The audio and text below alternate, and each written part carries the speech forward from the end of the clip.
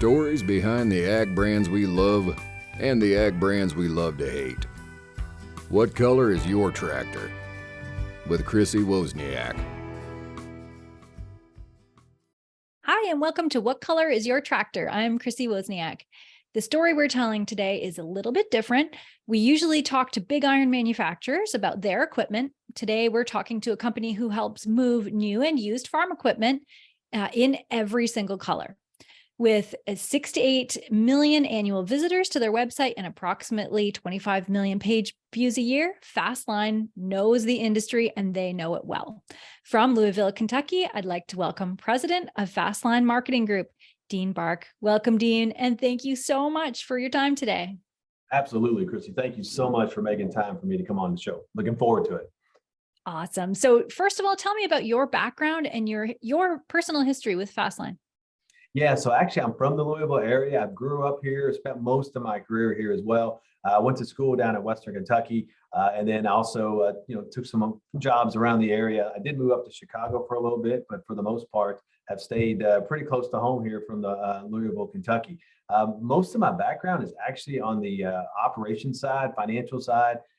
Grew up coming through that rank, CPA, controller, CFO, and then ultimately now into the president's role at Fastline Marketing Group. Super thrilled. It's a great opportunity for me. And like I said, just love to give back and love to be involved in the agricultural community. That's awesome. So tell me about Fastline. Where did the company start? So Fastline started as the Ohio Farmers Fastline back in 1978. It started in Ohio, and it was a single publication to the farmers there, connecting the dealers with the farmers and equipment. And from there, we've kind of grew, and now we're all across the United States. So Bill Howard's our CEO and our owner and our founder. He's the one that started it all the way back in 1978 in Ohio, and it's carried on today all across the United States. And we've really grown throughout all those years. Wow. And over the years, you've grown to offer so many different services into the ag industry. So can you tell me more about that evolution and what you've added along the way? Yeah, so we certainly are proud of our farm publications. That was our starting point, and super proud of that because we do connect dealers to the farmers, and we actually mail our catalogs directly to the home of the farmers. No one else does that within our particular space. So that's certainly what makes us unique. Proud of that heritage, proud of that background. Like I said, we're all across the United States. But as the market's kind of shifted over the last 4 or 5 years, we really changed our game as well. We've invested millions and millions of dollars on the digital side of things. We see that's where the marketing is moving in most cases. So we bolstered up our digital capabilities, and we now offer a full suite of digital marketing solutions, more so than anybody else within our particular space. We also have AI intelligence, and we also have a very strong social media presence. We actually have more social media followers than anybody else within our particular space as well, with over 400,000 social media followers. So we really tried to build out a full complement of solutions to certainly help our dealers, and then also provide insightful data and information to the farmers, most importantly. Yeah. So where is Fastline going? What lays ahead for you? Yeah, so you're going to see some interesting things probably in 2023. I mean, we really are kind of moving more and more towards being more of a data type of a company. So we are sitting on a treasure trove of data, especially through all of these years of mailing out the publications. We have a great amount of information on the ag community. I mean, we know a lot of the demographic information, crops, acreage, all across the United States. And then we also, with AI, can tell more who's in market to actually purchase farm equipment. So you're going to see us move a lot more forward on the data side here in 2023 and moving forward. And we really want to try to be more engaged, more involved with the farmers. We want to provide insightful information and insightful data to them that can be useful to help them in their roles and help them within their farms and their businesses. Right. And give me some examples of some of this data that you can pull. Yeah, so we can, like I said, I kind of touched on it briefly, but we can tell you exactly, who's in the market, or at least who's shopping on Fastline.com. So, for example, Chrissy, if you came to our site If you looked at whatever color tractor we want to look at here, green Mhm. or orange or red, when you're looking at them, I mean, we can tell, which pieces of equipment that you've looked at, how many times that you've actually come in. So, that type of information can be very powerful for the dealers. And it also can be very helpful for the farmers too, because at the end of the day, if that's what you're looking for, we can help connect you with the pieces of equipment that you're really wanting to purchase and go out and buy. Yeah, that's really important. So, I'm sure all of our listeners know about Fastline, probably receive the catalog over the years, have visited the website. But what are some things that you don't think people would necessarily know about the company? Yeah, so I mean, I tell you what, I mean, I mentioned Bill earlier on in our conversation here. There's really not a better person to be associated with and to work with. Bill Howard, like I said, he started the company back in 1978. Got a heart of gold. I mean, he's been all through the ag community, extremely well known.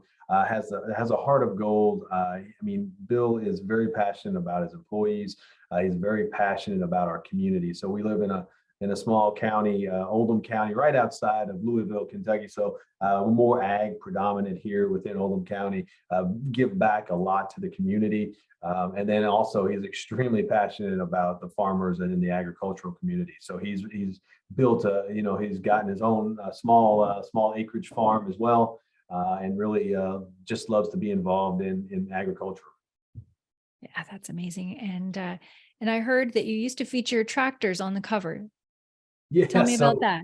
yeah, I mean, it used to be, and that's something we're looking to maybe try to get back into as we move forward in 2023 and beyond. So we used to always feature an antique tractor on the cover of our publications, and we got such a great response from that. So a lot of farmers would actually mail in or put their pictures of their antique tractor on social media. And what we would do is we would gather it, and then we would basically let them know that it's going to be on the cover of edition 6 in whatever particular state that Wow. they live in. And so some of the feedback that we got from that was just incredible. I would be at farm shows, and folks would come up to me and say, listen, my tractor was on the front cover of your publication, back in this edition and this year. They would remember all of that. And they'd said, listen, they'd have a framed copy in their living room of that particular edition. So it was just so touching to us because it just showed that we really made an impact. We've made an impact within the agricultural community, which is what it's all about. And we want to do that so much with the farmers. And then, just to be able to have folks being so proud of receiving our catalogs and actually having their tractors on the covers of our catalogs, that really means something. That's one of those things that really keeps you going as a company, knowing that you're making a difference and an impact out there with the agricultural community. For sure. I love that. That's Yes. really great. I love that, even to keep them and frame them, and that's Yes. just so cool. Yeah. And I'm telling you, they're all over the place. And when I'm out there traveling, some people will see us out with the Fastline hats and they're like, are you associated with Fastline? I'm like, yes, I am. And they would just tell those particular stories about the tractors, and other people would tell stories too about how they actually, and I'm not making this up, they actually learned to read by going through our publications because Wow. yeah, that was just a big part of their life growing up, is they just remembering the Fastline publication. So again, just being able to touch folks in that regard just shows that we've been able to make an impact within the community, and that's what our whole sole purpose is. Yeah. Yeah, that's awesome. So we're going to shift gears a little bit. We're going to talk about the industry. I guess that, supply chain disruptions that were devastating manufacturers would have opened some very profitable doors for people selling used equipment. So can you tell me what happened over the last 2 years, and, kind of a brief summary of this crazy roller coaster that nobody could have ever predicted? Absolutely. Yeah. I mean, who would have thought? I mean, when COVID hit, that, obviously everybody was concerned about our safety and health, with everything, but who would think about all the ripple down effects that would come Yeah. from COVID? So absolutely, you're 100% right on the supply chain. I know we all felt it and lived it. And it did create some unbelievable situations on the used equipment side of things. It was basic supply and demand issues, right? So the supply wasn't there. So from a demand standpoint, you could able to really increase your price, and we saw that all over the place. It was very profitable. If you could go out and sell a piece of equipment, it was certainly a profitable position for folks. And I think that was another reason that you saw auctions so successful, because just the flat out the supply wasn't there. So when there was some type of supply, bidders would certainly resonate, and the interest or the need for those pieces of equipment would grow, and then that's where you would see some of that those unbelievable prices that were out there. Not only in ag, but you saw that with cars and all kinds of different industries throughout the last couple of years. It was pretty amazing time for sure. Yeah, for sure. And what are you seeing now? Yeah, things are starting to normalize a little bit, which is encouraging for all of us.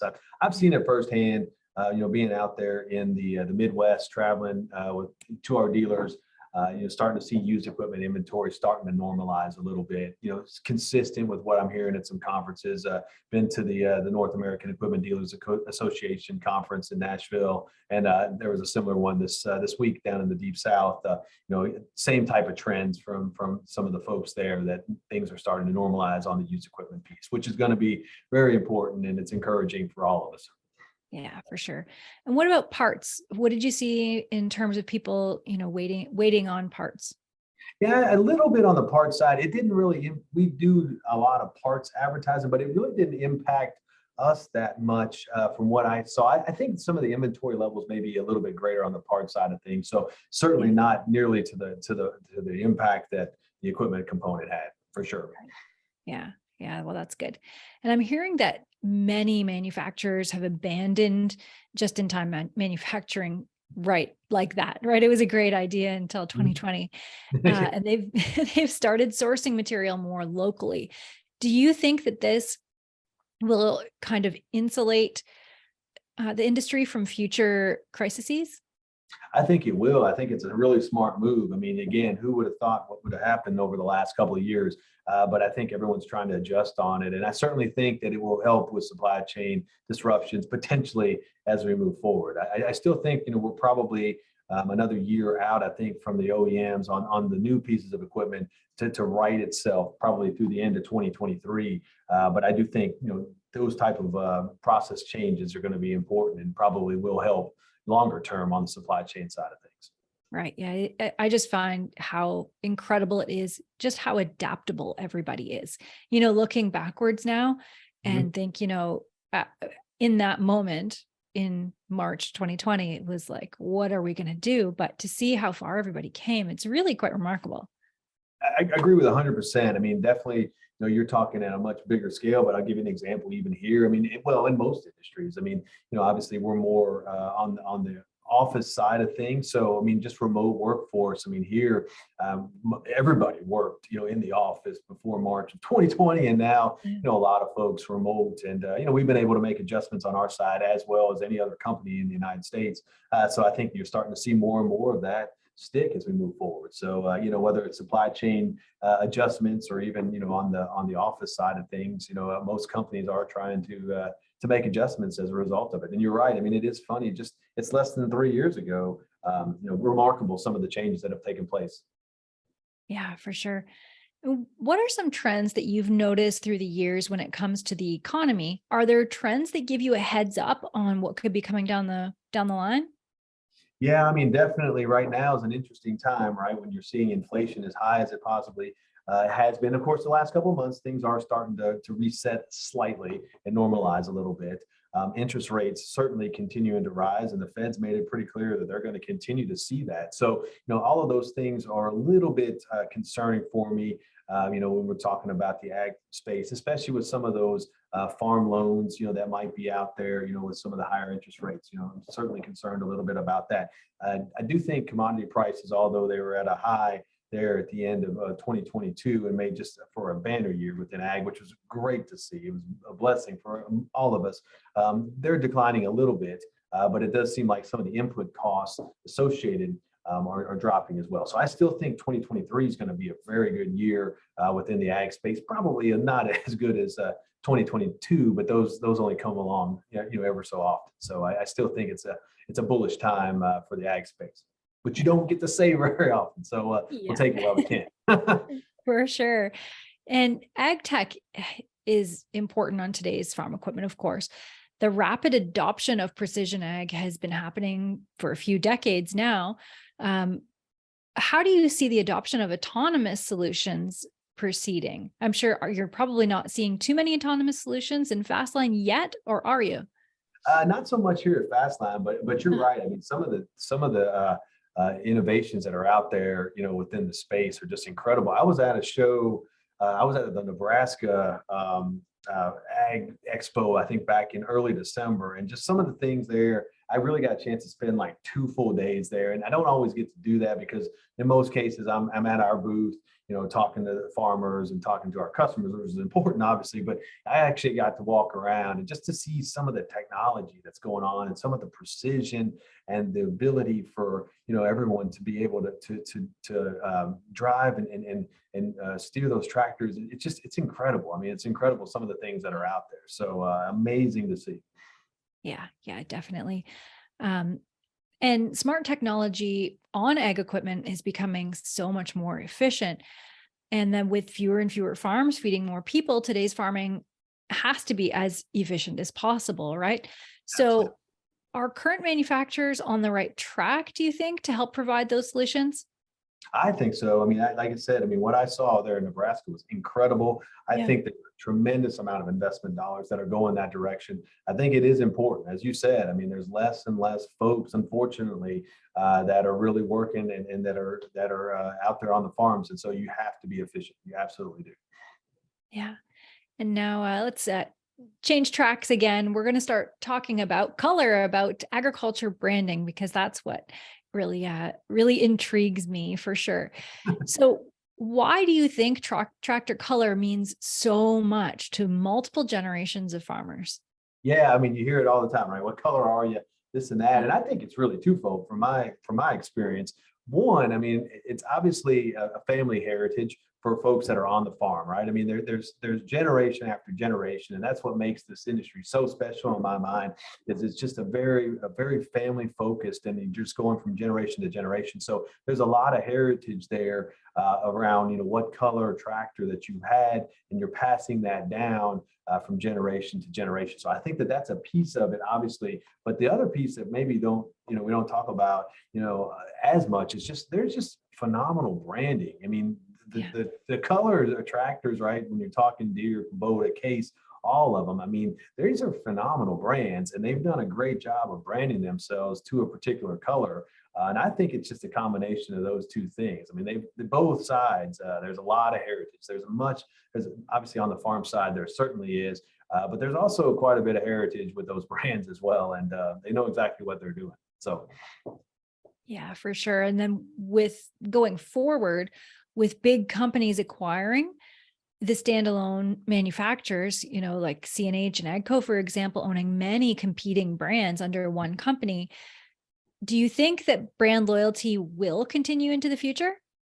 I think you're always going to see some level of brand loyalty, but you hit on a couple of things already. I mean, with COVID the last couple of years, some of the supply chain shortages, I think it did probably have folks cross line just out of necessity, Right. to be able to get some type of equipment. I think the other thing is too, that's going to be important is some of the technological advances that you talked about as well. It's going to be important for each one of the brands to stay up, I think, in my opinion, to par from a technology standpoint. So if there's another brand that's maybe advancing themselves further technologically wise or precision wise, that could alter, some of the color changes, I guess I would say, within the space. So it's going to be important technology wise. And then two, also pricing and income is always going to be, another key factor. And then the other thing, that we deal with a lot on our space is some of the equipment dealers. So, if you have a local dealer or two that's not performing or that you're not getting the results for particularly,